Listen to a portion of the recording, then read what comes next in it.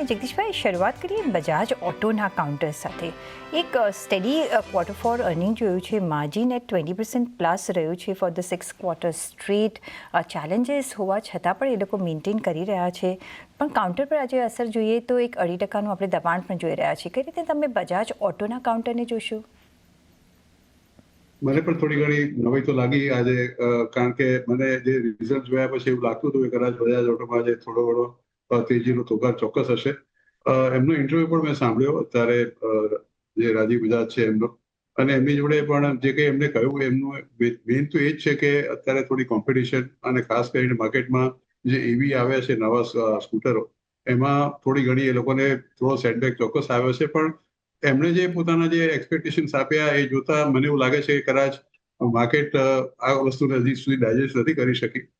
આ એક અત્યારે જે ભાવ ઘટાડો છે 8,694નો, એ મને એવું લાગે છે કે કદાચ આ એક માત્ર એક ટેમ્પરરી સેટબેક હશે. બે જાતના એક વ્યૂઝ છે. એક બ્રોકિંગ હાઉસનો વ્યૂઝ છે કે એનો ભાવ 8,000 હશે, અને બીજું એક છે CLSA નો વ્યૂઝ છે કે એનો ભાવ 10,150ની આસપાસ હશે. તમે બે વચ્ચેનું મીન પણ કાઢો પ્રીતિબેન, તો બી લગભગ 9,150ની આસપાસ આવે છે. એટલે આ બધાની વચ્ચે કદાચ આજનો ઘટાડો હું નથી માનતો કે એ શુડ બી વેરી સિગ્નિફિકન્ટ. આખું રેવન્યુ પરફોર્મન્સ આ પર્ટિક્યુલર કંપનીનું તમે જુઓ 2020થી માંડીને, તો તમને દેખાશે કે company has not done anything bad. Even તમે 2020થી માંડી 29,918 કરોડનું એનો હતું, 4,890 કરોડનો એનો profit. I am talking the whole year. અને જે રીતે આપણે 2024માં તમે જુઓ તો 44,000 કરોડનું એનું એ હતું ટર્નઓવર, અને 7,440 કરોડનો પ્રોફિટ હતો. The company has been consistently maintaining this particular thing પોતાનું જે કંઈ પણ છે. એટલે તમે જો ડિસેમ્બરથી એનો even four sec of calculation છેલ્લા તમે 5 મહિનાનો પણ તમે સરવાળો કરો તો I think they are well within there performances. હા, કદાચ બજારને થોડી વધારે અપેક્ષા કે આશા હશે.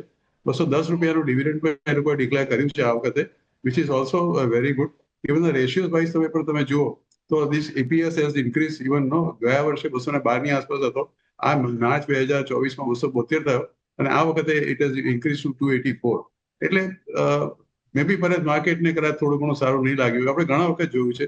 ફોર એક્ઝામ્પલ, રિસેન્ટ તમને એક એક્ઝામ્પલ આપું ડિક્સન ટેકનોલોજીનું, કે જે રિઝલ્ટ આવ્યા છે ફિનોમિનલ 5%, 5 ગણો પ્રોફિટ વધ્યો, અને તમે બીજે દિવસે જુઓ કે 1,500-2,000 રૂપિયાનો ભાવ ઘટી ગયો, અને હજી ઘટાડો ચાલુ જ છે.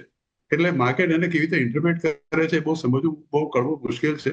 કદાચ મારી જે સમજણ છે એનાથી કદાચ એ બહુ પર છે, પણ મારું માનવું છે કે this is a very good share. Friend, તમને ડિસ્ક્લોઝર પણ આપી દઉં કે આ પર્ટિક્યુલર શેર મારા પોર્ટફોલિયોમાં ઘણા લાંબા સમયથી છે, અને at least I am quite hopeful for this recovery. If not today, may be perhaps in 2 or 3 weeks time.